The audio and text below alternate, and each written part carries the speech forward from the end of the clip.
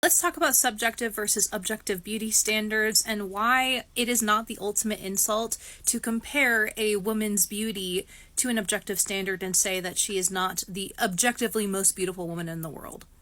Granted, you're probably right. I shouldn't have used the word mid to describe Sydney Sweeney, or any woman for that matter, because it is a word that has been used by men to try and tear women down. My intention was not to tear her down, but simply to be honest about the objective and subjective perception of beauty, because we all have our own internal standard of what we consider beautiful. It would be dishonest for us to say that we didn't. Okay, let's discuss the objective standard of beauty first. The objective standard of beauty always has to do with two things. Number one, health and fertility, and number two, class. We cannot get away from the fact that people want to mate with beautiful people in order to have good offspring. It's instinctual, right? Because beauty and harmony and symmetry often indicates health, and that means that your children or their children are going to be potentially healthier as well. And beauty is also partially defined by what is rare. Not rareness alone, because there can be, genetic mutations which end up in deformity that would be considered rare but not beautiful, right? But the rareness that is associated with class. If we think about a capitalistic or hierarchical society, there is the ruling class and then there is the general class. It's kind of shaped like a pyramid, with the ruling class on top and the general class on the bottom. Yes, the rich do set the standard of beauty, especially in modern times under this hierarchical, patriarchal, capitalistic system. And what form of patriarchy and capitalism has come out on top? That's right, it's the white man system. So yes, there is an aspect of race that is a part of this patriarchal modern beauty standard, which does mean those with blue eyes and blonde hair are going to be automatically higher in the hierarchy system. Also, something that I want to point out as well is Sydney Sweeney. Is anyone noticing that she's got a baby face? Has anyone noticed that a lot of men are attracted to women with very young looking faces and very developed bodies? I have a baby face too. I've had a problem with attracting men who are into those, you want to say fetophilic kinds of standards. This has to do with control. This beauty standard has to do with control, and it is why men are very much obsessed with women's, body counts, and very much prioritize and idolize the virgin. It's the maiden beauty. And that's not to say that there isn't a natural element to that. When we think about a beautiful flower, a flower that is just beginning to bloom or is in full bloom could be objectively described as the most beautiful.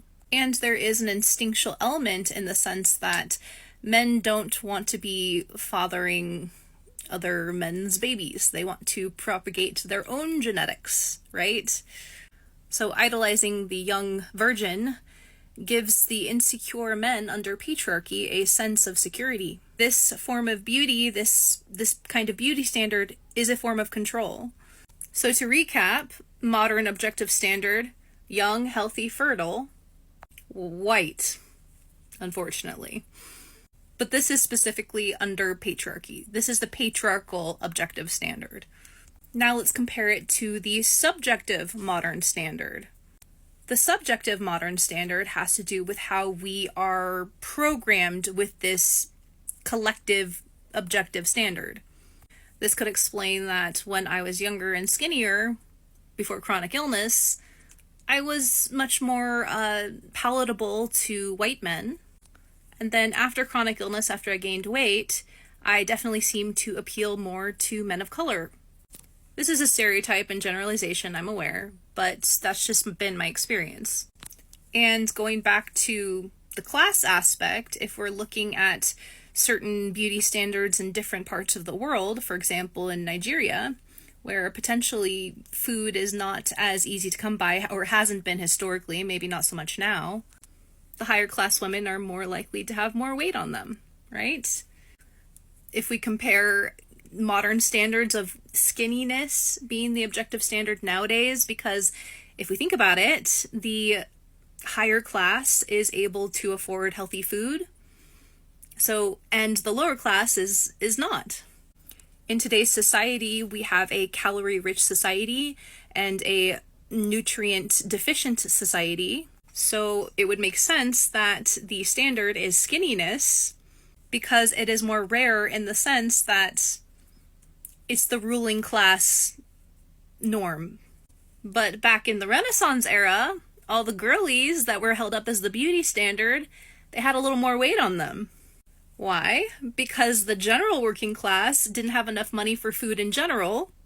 They didn't have access to calories at all. While the ruling class had access to more calories, and therefore the women were more plump.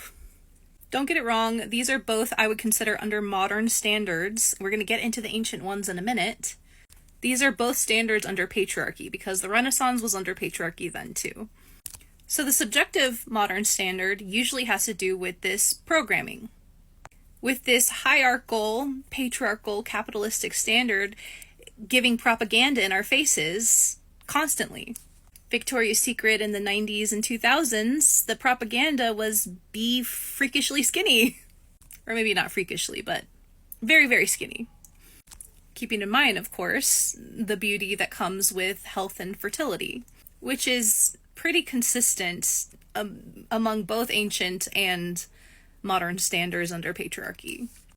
Now let's compare this to ancient beauty standards under matriarchy. And I'm not necessarily talking about a period in time where like women were ruling over men the same way that patriarchy exists. The matriarchy was not the same, and that's one of the reasons why men are like so triggered about the concept of a matriarchy, because they think that we're going to do the same thing to them as they have done to us. But the matriarchy really is just honoring the feminine and upholding the feminine as something to protect, not to make women the leaders over men. The feminine was the goddess, and the way that that women were perceived was to be something to be honored and protected. Women weren't just uplifted and honored as the maiden virgin before she became the mother, but even more so honored after, and her body and what it looked like after she became the mother. The crone, the older woman, wasn't demonized and feared. She was looked up to as a symbol of intuition and wisdom. This is why we see in some ancient societies, especially the first depictions of the female form, like that first Venus statue, I can't remember exactly, was the Waldorf Venus statue. It was more voluptuous. She had saggy boobs. She had a sagging tummy. She looked like she potentially had given birth to one or maybe multiple children. This beauty was idolized and honored because it represented that women bring forth life, and that aspect, that the way that changes a woman's body, was not seen as something that was ugly, but in fact a beauty standard. This was also a time period of the worshipping of the goddess. Nowadays, most religions are monotheistic with only a male god. But back then, the goddess was a part of most of the religions of the world. The beauty standards back then were archetypal. In most of these ancient societies, the feminine and the goddess was broken up into 3 different archetypes. The maiden, the virgin, right? The mother, and the crone. Nowadays, only the virgin maiden archetype is the one that is honored, while the mother and the crone are dishonored. This is why we are taught to compare ourselves and to constantly try and hold on to our youth as long as possible, so as to not face our mortality. Because back then, there was more of an understanding and acceptance of death. Nowadays, we deeply fear it. Under matriarchy, there was much more of a spiritual, holistic understanding of life. In that society back then, the crone was also just as beautiful, and the mother was just as beautiful as the maiden. Because back then, we didn't just appreciate the beautiful bloom of youth, the flower that is in its full bloom. We also recognized the meaning and beauty of life and the flower that is dying, the flower that is wilting. I have had to be honest about myself and my own beauty, and the fact that as I age, my beauty will fade, and probably already has to some extent. Through abuse and chronic illness, I've gained weight, and I'm definitely not as beautiful as I was in my 20s. Not when we're looking at it through that patriarchal lens, right? through that objective, glorifying youth lens. But what I have gained is a different kind of beauty, a soul that has gained wisdom through experience. And so this is one of the reasons why I don't think it's as big of an insult to say that a woman is not the most beautiful woman in the world, in that, if you want to call it objective sense, because they want us to believe that our worth is inherently tied to beauty, that our worth decreases as we age. But your beauty has absolutely nothing to do with your worth. And as we age, that youthful beauty will fade, but our wisdom-coded beauty will grow.